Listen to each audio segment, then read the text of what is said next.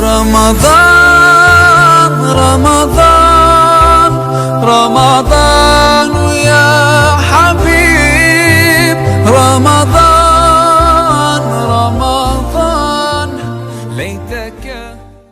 بسم الله الرحمن الرحيم. السلام عليكم ورحمة الله وبركاته. الحمد لله الكريم الرحمن علم القرآن خلق الإنسان علمه البيان. أشهد أن لا إله إلا الله وحده لا شريك له وأشهد أن محمدا عبده ورسوله. اللهم صل وسلم على محمد وعلى آل محمد. اللهم انفعنا بالقرآن اللهم انفعنا بالقرآن اللهم علمنا القرآن. قل إن صلاتي ونسكي ومحياي ومماتي لله رب العالمين. Ikhwafillah, dimanapun berada, Allahu Akbar. Kita kembali dipertemukan Allah masih di malam berkah 10 terakhir Ramadan.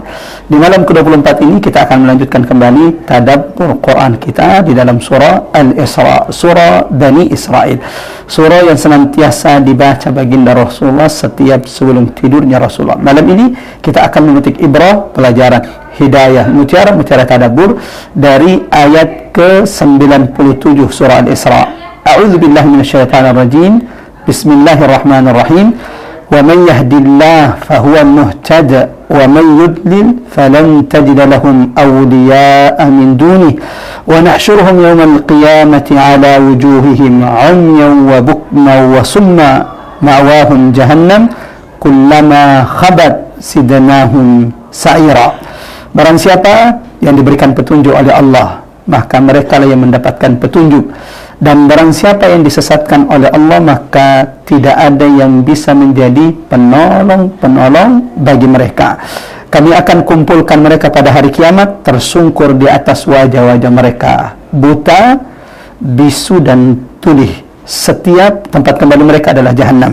Kullama khabat, setiap api itu berkurang, maka kami tambahkan nyala api neraka tersebut. Allahu Akbar. Sahabat Spitafak rahmat Allah, ada beberapa ibrah, pelajaran, hidayah, petunjuk yang bisa kita petik dari ayat 97 surah Al-Isra ini. Yang pertama, hidayah dan taufik hanya milik Allah Subhanahu wa ta'ala. Kepada Allah sahaja kita memohon taufik, kita memohon hidayah. Sehingga Allah anjurkan kita senantiasa memohon hidayah itu kepadanya. Ihdinas siratal mustaqim.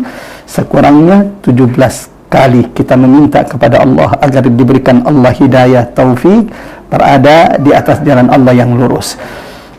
Ikhwafillah yang dirahmati Allah dimanapun berada, ketika Rasulullah sallallahu alaihi wasallam bersedih ditinggal wafat pamannya Abu Talib, sementara sang paman belum masuk ke dalam agama Allah yang hak ini, maka Allah turunkan firman-Nya kepada kekasihnya Muhammad sallallahu alaihi wasallam, innaka la tahdi man ahbabta, engkau tidaklah memberikan hidayah kepada orang-orang yang engkau cintai Muhammad, walakinnallaha yahdi man yasha. Bersyukurlah kita ketika kita diberikan Allah hidayah Islam ini, yang semoga Allah senantiasa istiqomahkan kita. Sebagaimana jamaah rahmatan Allah Subhanahu wa ta'ala, barang siapa yang diberikan Allah hidayah, maka sungguh mereka lah orang-orang yang beruntung. Allah tegaskan dalam Al-Quran, ulaika ala hudan min rabbihim wa ulaika humul muflihun. Mereka yang berada di atas hidayah Tuhannya, mereka lah orang-orang yang beruntung. Pelajaran kedua, hidayah kedua dari ayat ini, barang siapa yang disesatkan Allah karena perbuatan-perbuatan mereka, maka sungguh ikhwafillah, mereka tidak akan mendapatkan penolong selain Allah Subhanahu wa ta'ala.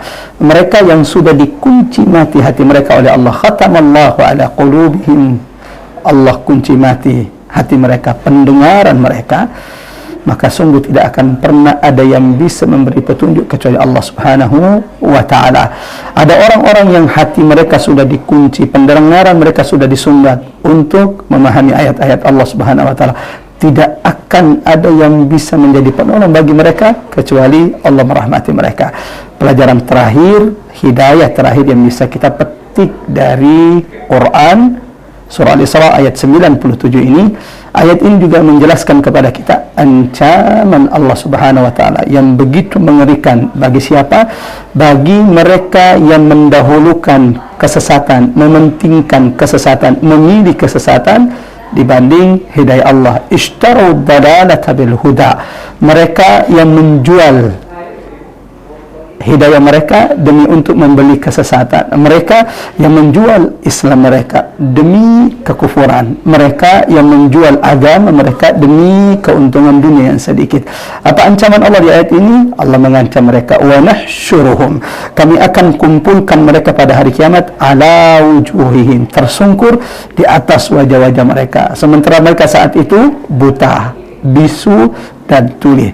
Dalam hadis diriwayatkan oleh Imam Bukhari dan Muslim dari sahabat Rasul Anas ibn Malik, Anas berkata ketika mendengarkan firman Allah ini, bertanya kepada Rasulullah SAW, ya Rasulullah, bagaimana mungkin seorang manusia kelak di hari kiamat dikumpulkan sementara mereka tersungkur di atas wajah-wajah mereka, mereka buta, mereka bisu dan tuli saat itu? Maka Rasulullah menjawab sahabatnya Anas bin Malik, Allah, Tuhan mereka yang telah membuat mereka berjalan di atas kaki-kaki mereka, Maha Kuasa, membuat mereka pada hari kiamat berjalan tersungkur di atas wajah-wajah mereka, buta, bisu dan tuli, atas pilihan mereka di dunia, membeli kesesatan dengan hidayah, menjual agama mereka demi membeli kekufuran.